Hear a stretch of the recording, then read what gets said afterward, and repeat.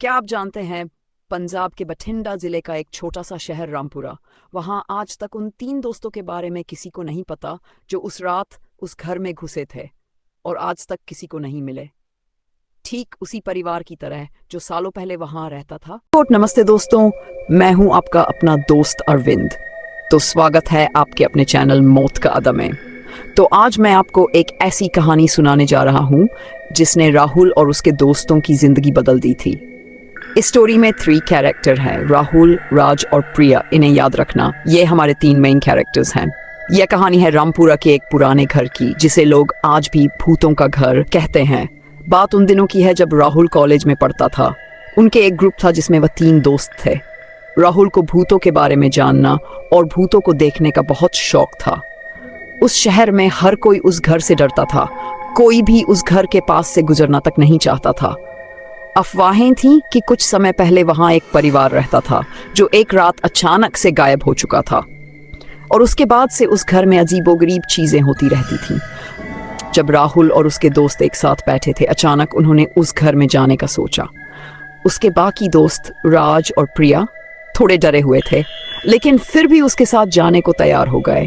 कहते हैं कि वो रात अमावस्या की थी, चारों तरफ घना अंधेरा था। वो सभी दोस्त टॉर्च की रोशनी में धीरे धीरे उस घर की तरफ जा रहे थे। जैसे ही वो गेट के पास पहुंचे, अचानक एक ठंडी हवा का झोंका उनकी तरफ आया, जिससे उनके रोंगटे खड़े हो गए। अचानक गेट पर लगा जंग खाया, ताला जमीन पर गिरता है तिल, जैसे किसी ने उसे अंदर से धक्का दिया हो। रहस्यमय घर के अंदर अंदर जाते ही एक अजीब सी बदबू आ रही थी, जैसे कुछ सड़ रहा हो। घर के अंदर का माहौल बेहद डरावना था। हर चीज पर धूल की एक मोटी परत जमी हुई थी, जैसे वो सालों से बंद हो। वो सभी एक कमरे से दूसरे कमरे में जा रहे थे। जैसे ही वो हॉल में पहुंचे, उन्होंने देखा कि एक पुरानी डाइनिंग टेबल पर थालियां रखी हुई थी। ऐसा लग रहा था जैसे कोई खाना छोड़कर अचानक वहां से चला गया हो। राज राहुल से कहता है कि उसे कुछ अच्छा नहीं लग रहा, लेकिन राहुल को एक अजीब सी जिज्ञासा हो रही थी। तभी अचानक उन्हें एक बच्चे की हंसी और रोने की आवाज सुनाई देती है। वो आवाज उस अंधेरे कोने से आ रही थी जहां से ऊपर जाने की सीढ़ी। राहुल ने टॉर्च उस तरफ की और बोला, चलो देखते हैं वहां कौन है। राज और प्रिया डर तो रहे थे, लेकिन राहुल के पीछे पीछे चल दिए।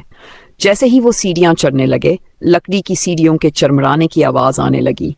ऊपर एक कमरा था जिसका दरवाजा थोड़ा खुला था और अंदर से हल्की सी चांद जैसी रोशनी आ रही थी, लेकिन आज तो अमावस्या की रात थी। फिर ये रोशनी कहां से? राहुल ने धीरे से दरवाजा खोला। कमरे में बिखरे हुए खिलौने और एक छोटी टूटी हुई गुड़िया जो अचानक अपने आप हिलने लगी और फिर जमीन पर गिर पड़ी। उसे देखकर प्रिया जोर से चीखने लगी। वो तीनों वहीं जम गए। तभी खिड़की पर एक साया दिखता है और फिर वो पलक झपकते ही गायब हो जाता है। सबसे भयानक मोड अब डर अपने चरम पर था। तभी नीचे से तेज आवाज आती है, जैसे कोई चीज जोर से टूटी हो। राहुल और उसके दोस्त डर के मारे नीचे भागते हैं। टेबल पर रखी सारी थालियां जमीन पर गिरी पड़ी थी, जैसे किसी ने उन्हें फेंका हो। और तभी मेन डोर अपने आप बंद हो गया और एक लॉक लगने की आवाज साफ सुनाई देती है। अब वे सभी घर में फंस चुके थे। वो जोर से चीखने लगे, दरवाजे को पीटने लगे, लेकिन कोई असर नहीं। तभी उनके पीछे से ठंडी हवा का झोंका आता है। वो मुड़कर देखते हैं, लेकिन वहां कोई नहीं था। सामने एक टूटा हुआ शीशा पड़ा होता है और उसमें राहुल को एक काली परछाई दिखती है जो उसके ठीक पीछे खड़ी थी। बच्चे की हंसी डरावनी हंसी में बदल जाती है। चारों तरफ उसकी आवाज गूंज रही होती है। वो पागलों की तरह भागने लगते हैं। हर तरफ किसी की मौजूदगी महसूस हो रही थी। तभी ऊपर से किसी के चलने की आवाज आती है। जब वो ऊपर देखते हैं तो डर के मारे जोर से चीखते हैं और बेहोश हो जाते हैं। उनके ऊपर एक औरत और एक बच्चा खड़ा होता है। किसी को नहीं पता कि उस रात क्या हुआ। सुबह गांव वालों ने उन तीनों को उस घर के बाहर बेहोश पाया। राज और प्रिया 3 महीने तक सदमे में रहे। उन्हें कुछ याद नहीं था। आज तक किसी को नहीं पता कि उन 3 महीनों में क्या हुआ। वो घर आज भी वही है, एकदम शांत और खामोश। कोई नहीं जानता कि उसके अंदर क्या है और उस रात क्या हुआ था। लेकिन उन 3 दोस्तों को छोड़कर उन्होंने जो देखा वो उनके जीवन का सबसे भयानक अनुभव था।